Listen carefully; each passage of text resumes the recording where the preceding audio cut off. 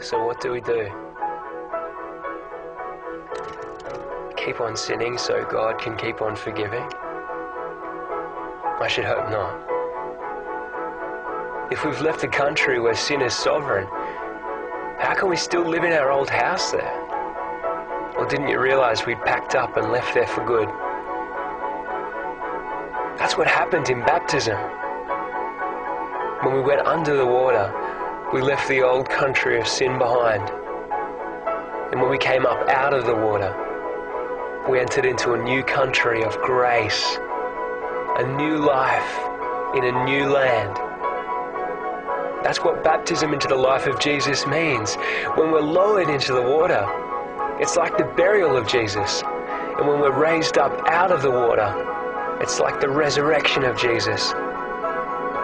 Each of us is raised into a light-filled world by our Father so that we can see where we're going in our new grace-sovereign country.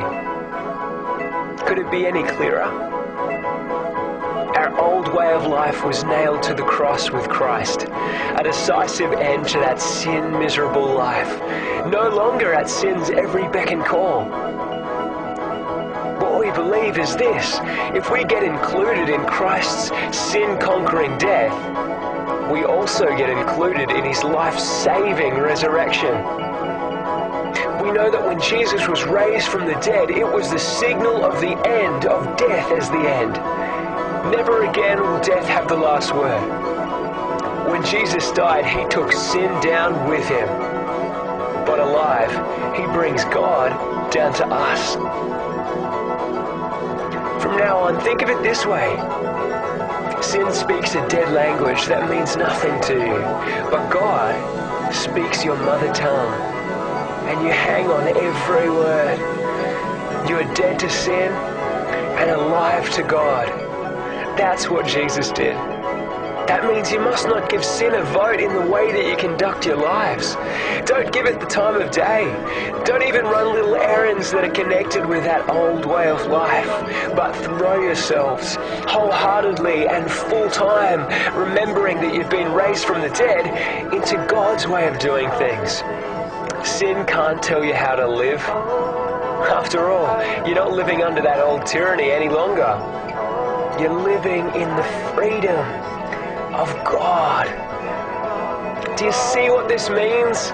All these pioneers who blazed the way, all these veterans, they're cheering us on. It means we'd better get on with it. Strip down, start running, and never quit. No extra spiritual fat, no parasitic sins. Keep your eyes on Jesus, who both began and finished this race that we're in. Study how he did it, because he never lost sight of where he was headed. That exhilarating finish in and with God. He could put up with anything along the way. Cross, shame, whatever. And now he's there, in the place of honor, right alongside God.